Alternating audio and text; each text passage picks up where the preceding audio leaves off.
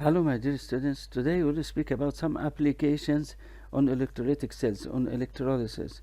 Among these applications of electrolysis process are electroplating, aluminum extraction and copper purification. So let's speak about the first thing. It is electroplating process. What is electroplating process?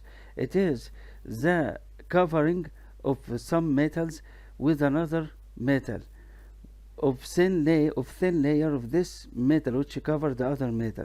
This thin layer gives the other metal a protection against rusting and corrosion, and it may give this metal shiny appearance, like in case of covering the other metal with nickel, with chromium, something like that. So electroplating in the first thing is made, the main reason for it is to cover some metal to protect it against corrosion and rusting. In some cases it may add value to the element, as we may cover the metal with another precious metal like gold or platinum or silver. Okay, we can take some examples of electroplating. Chromium plating gear in car. So some car parts are made of iron, so it is exposed to corrosion and rusting. So in this case, if we plate it with chromium, so chromium has a passivity, so it can protect iron from rusting. Or we can maximize, the second thing, we can maximize the value of some cheap metals. Like here, we cover the tab with silver or gold. So we in addition to make a protection to this tab against rusting and corrosion, another thing, we added a very high value to this tab, as it is covered with gold in this case. So how can we make electroplating? Electroplating is done by connecting the metal that we want to cover to the cathode of the battery, and the other cathode or the other electrode is connected with the refined metal that we want to cover the other metal with. The electrolyte is one of the salts of the metal that we want to cover the original metal with. So here we want to cover this fork, which is made of iron, like for example, with silver. So this fork is cleaned well first, then connected to the negative pole of the battery to act as a cathode, and the positive pole of the battery is connected to a very pure silver to act as anode. So here the solution is silver salt, the aqueous solution of silver salt, like silver nitrate. So what happened really here is that when the electric current passed, so silver atoms here in this electrode will be oxidized into silver ion, and these silver ions reduced and precipitated or deposited on the cathode to form a layer on the cathode. So we can plate this metal or this subject with silver. So what happened here in this electrolytic process, the metal that we want to cover is connected to the cathode. The pure metal that we want to cover this metal with the other metal is connected to the anode, the positive pole of the battery, and a salt of the metal that we want to make covering with, a salt of silver. So what happened here, on passing electric current, oxidation process happened to the atoms of silver here on the anode, and dissolve in the solution in the form of silver ions. Then these silver ions, which are dissolved in the solution, precipitate, as a reduction process happened to them on the cathode, and precipitate as a silver layer on the cathode. So silver atoms at the anode oxidized into silver ions. Here silver ions in the solution reduced into silver atoms. So let's have an example of this electrolysis process. Here an electric current with a strength 18 ampere for 1 hour. 18 ampere I, the current strength I for 1 hour time, okay, which must be multiplied by 60 to transfer it to time in seconds to calculate the quantity of electricity. Okay, let's read. Electric current with a strength 18 ampere is passed for 1 hour in a nickel 2 sulfate solution. So nickel 2 sulfate solution to electroplate two faces of a thin square sheet of a cheap metal with a side length 4 centimeter square. So two faces here means each one face is 4 multiplied by 4 to calculate its surface, but there are two faces, so you have to make 2 times 4 times 4 to calculate the surface area of the two faces. Okay, so what is the question here? The question is calculate the thickness of the plating layer knowing that the density of nickel is 8.9 gram per cubic centimeter. Okay, first we will calculate the quantity of electricity, and the quantity of electricity here related to the number of grams or the mass of nickel which deposited on the cathode. Okay, so we calculate the mass by doing a relation and cross multiplication as we have done it before. 96,500 coulomb related to the equivalent mass of nickel. Nickel here is positive 2, so we have to divide the atomic mass over the number of charges, which is here 2. So 58.7 divided by 2 gives the equivalent mass. This equivalent mass related to 96,500 coulomb, which equals 1 Faraday. So this quantity of electricity related to how much of grams of nickel which is precipitated on the cathode. So after we calculate the grams or the mass of nickel which is precipitated on the cathode, we calculate the volume of grams, the volume that is the volume of this grams of this mass, by knowing that the mass equals, the density here equals mass over volume. So the mass here is we calculate the mass and substitute in the relation density equals mass over volume. Here density is known and the mass is known. We calculate it from our calculations, so we can calculate the volume. The volume here, when we divide the volume over the surface area of the two faces, we find the layer of each face. We find the layer which happen on each face. Okay, here, as we have said, this is the two faces surface area, and the mass of nickel which is deposited in grams over the density will give the volume.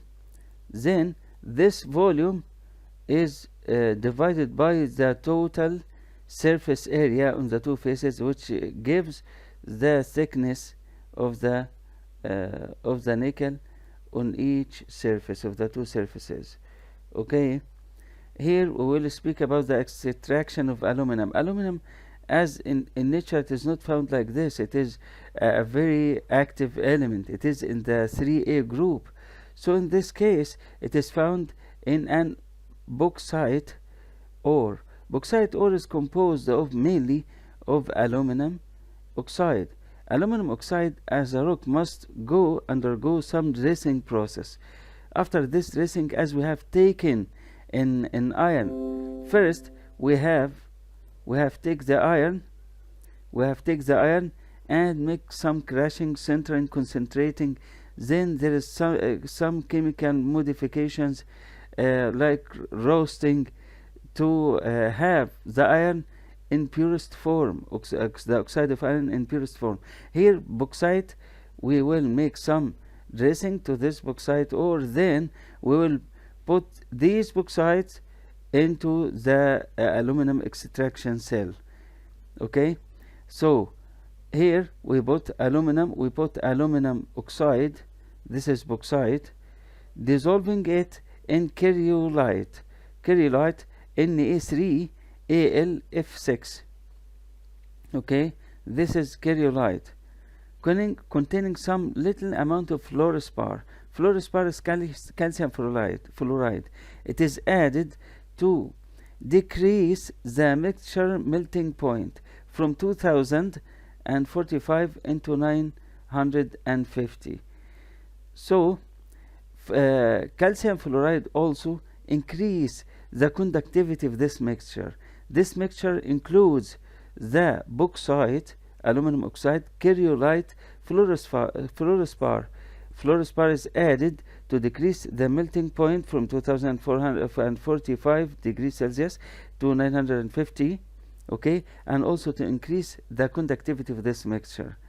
Afterward, after some years, we can change these cryolite and fluorspar into some fluoride salts of aluminum, sodium, and calcium. Why? Because it gives the mixture of these salts with bauxite lower density, so we can precipitate the aluminum very easily. It is facilitate the separation of aluminum melted in the cell. Okay, so what is happening here? What is the cell of aluminum extraction? Aluminum extraction here composed of a cell of a metal, iron cell, steel cell, covered from inside by a layer of carbon graphite. There is cylinders here composed of graphite to work as anode. These cylinders are connected to the positive pole of the battery to act as anode. These are graphite cylinders, and the lining of the cell. This cell is composed of iron, steel, and lined or covered with a lining of graphite to act as cathode. It's connected to the negative pole of the battery. Here we have bauxite with cryolite and fluorspar melt.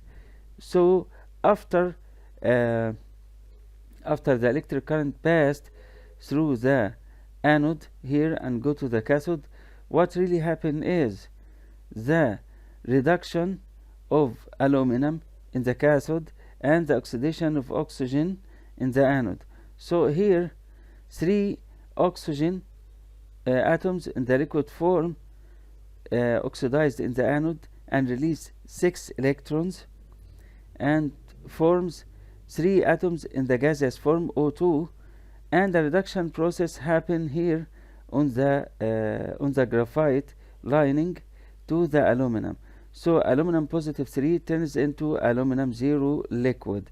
So the cryolite density is this mixture of bauxite, cryolite, and fluorspar is lower in density than aluminum.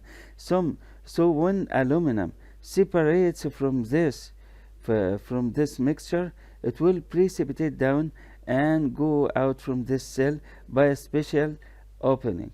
So what happened here really is aluminum positive 3 liquid and oxygen negative 2 liquid in bauxite aluminum oxide go to 3 oxygen atoms in the form of gas O2 molecules in the anode after oxidation, and aluminum atom at the cathode after reduction.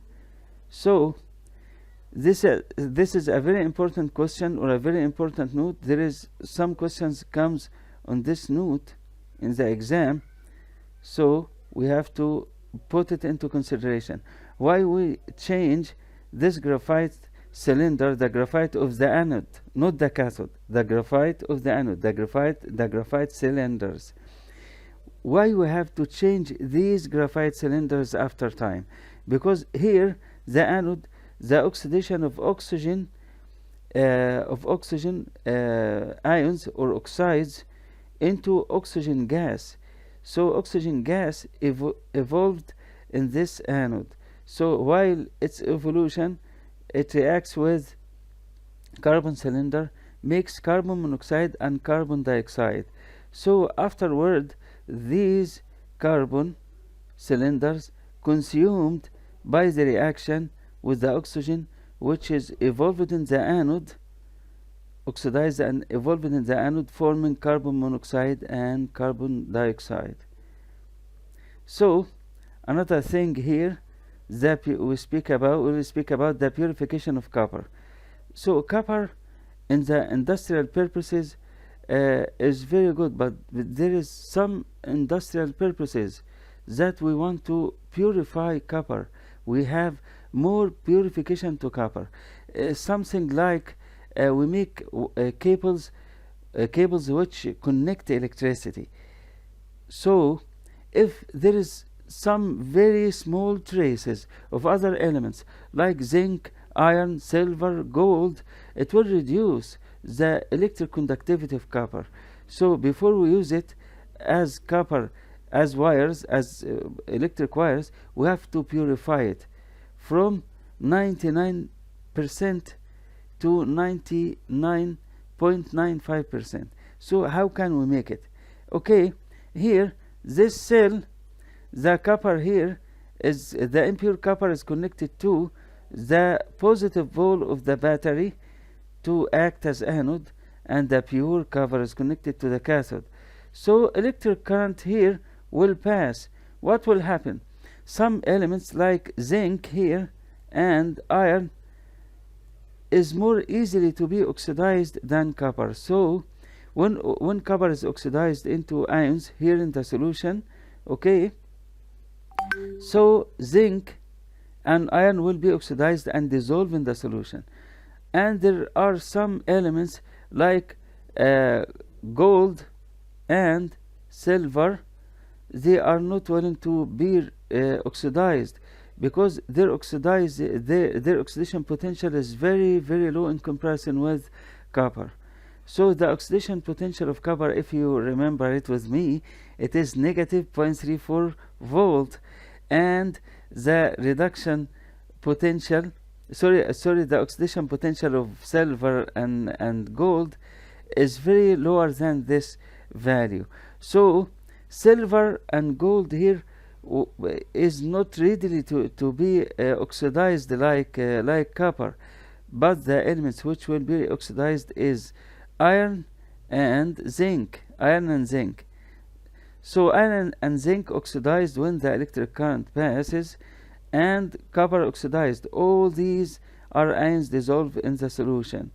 Okay, so when they are dissolved in the solution, there are some elements here which cannot be oxidized. Their oxidation potential is very low in comparison with the oxidation potential of copper. So they precipitate in the lower places below the anode. So they go out from this reaction, this electrolytic or this electrochemical reaction. So what happened is the oxidation of copper from impure anode into the solution, dissolving into copper positive 2 aqueous and 2 electrons. On the cathode here, the copper only will be reduced by 2 electrons and forming copper 0 solid and precipitating this cathode. Now this a question, give reason why these ions, zinc ions and iron ions, which are dissolved and oxidized from the anode, is not precipitated in the cathode, because the reduction potential of copper is higher than both of them. The reduction potential of copper is positive 0.34 volt, and the reduction potential of both zinc and iron is negative value. So the reduction potential of zinc and iron is less than copper. So copper is more readily to accept electron and be reduced than zinc and iron. Zinc, its reduction potential is negative 0.76, and iron negative 0.44 volt. So here copper positive 0.34 is more willingly to accept electron and be reduced and precipitated. What will happen to gold and silver? Gold and silver going out from this electrochemical reaction and precipitate as elements. They are not oxidized into the solution to be reduced here, so they will not be deposited on the cathode, because they go out of this electrochemical process. So what happened here? Overall action here, while the electric current passing to the anode here is the oxidation of copper and iron and zinc, because the oxidation of zinc and iron is higher than copper, so they will be oxidized with copper. Then gold and silver, they will not accept to release electron, so they do not undergo oxidation process and precipitate here downward or down the anode and going out of the electrochemical reaction. So here copper, its reduction potential here in the solution is higher, so it accepts electrons and precipitates. Zinc and iron, its reduction potential is lower than copper. They will not be precipitated here. They will not accept electron or reduced on the cathode. So we refine copper here from 99.95% from 99% to 99.95%. So this has happened in the copper. So here is some notes. The zinc and iron atoms are not deposited in the cathode, as the copper has higher reduction potential accepting electrons than zinc and iron. So it is easy to reduce copper, so it is the one that is deposited in the cathode, not iron and not zinc. Okay, another important thing, the importance of the process of purification of copper after its extraction from its ores. Two things. First thing is we refine copper to be used in some uses like electric cables to purify it to 99.95%, and the other thing is we obtain some precious metals. Some precious metals we obtain like gold and silver, which are precipitated downward the anode. Okay, and at this point we finish this session. Thank you.